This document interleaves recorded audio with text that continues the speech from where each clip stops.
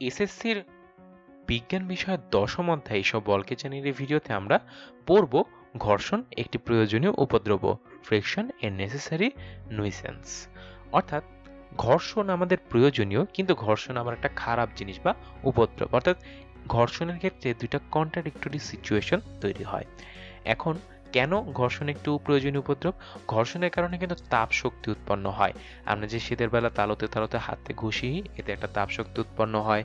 আবার হচ্ছে ইঞ্জিন, গাড়ির ইঞ্জিন, সেই ইঞ্জিন কিন্তু প্রতিনিয়ত যখন গাড়ি স্টার্ট দেওয়া থাকে তখন কিন্তু তার ইঞ্জিনের এরকম পিস্টনটা আপ ডাউন করতে থাকে, ঠিক আছে? এবং এটা কিন্তু ঘর্ষণের একটা কারণ।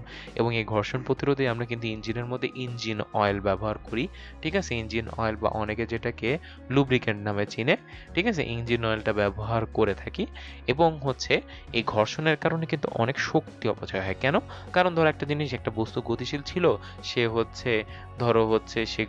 সে বস্তুটা গতিশীল ছিল।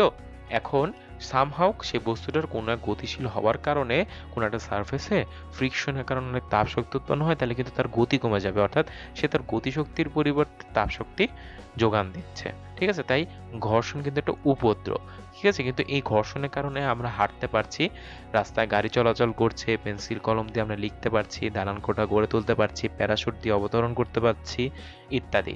সুতরাং উপদ্রব হলেও ঘর্ষণ কিন্তু আমাদের জন্য প্রয়োজনীয়, কেননা হাঁটার মতো একটি গুরুত্বপূর্ণ অ্যাক্টিভিটি কিন্তু আমাদের ঘর্ষণ প্রয়োজন হয়।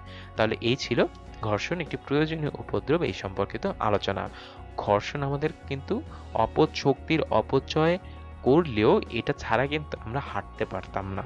কাজেই আমাদের ঘর্ষণ কিছুটা অংশ হলেও প্রয়োজন, তাই এজন্য এটিকে আমরা প্রয়োজনীয় উপদ্রব হিসেবে বিবেচনা করে থাকি।